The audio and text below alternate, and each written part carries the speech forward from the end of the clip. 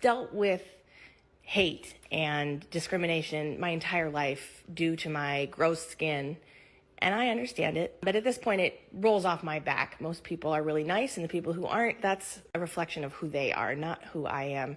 I know my life has value, and that despite having weird skin on my hands and feet, I'm a good person and I'm a happy person, and I have worth in this world.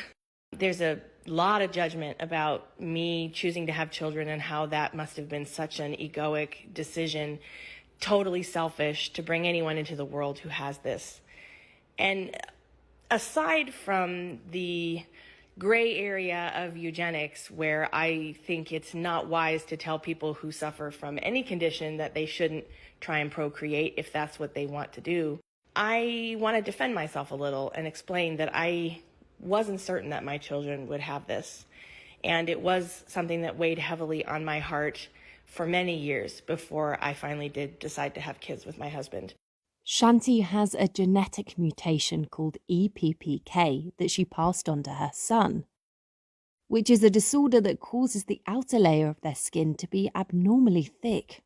I was afraid I would bring a child into this world who had to deal with this, and what sort of quality of life would they have? And ultimately, the answer is that I know I love my life, and that my experience of life is valuable, if to no one else, at least to me. And if I were to bring a child into this world that had this condition, they would also have an opportunity to be themselves, to have a life that they enjoyed, and they would also probably be really happy that they were alive, despite their suffering or complications with their life having to deal with this skin.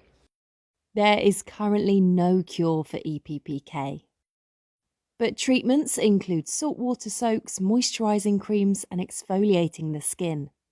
If you ask him about it, my son, he'll say that he has no real opinion about his hands. They're just his hands. That's just how it is. And honestly, that's how I felt about when I was a kid too. You don't know any different, and you have to take this thick skin off your hands sometimes. It feels really great to take off. There's no pain.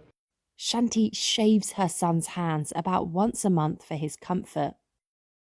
And before each treatment, he has a shower to soften the skin.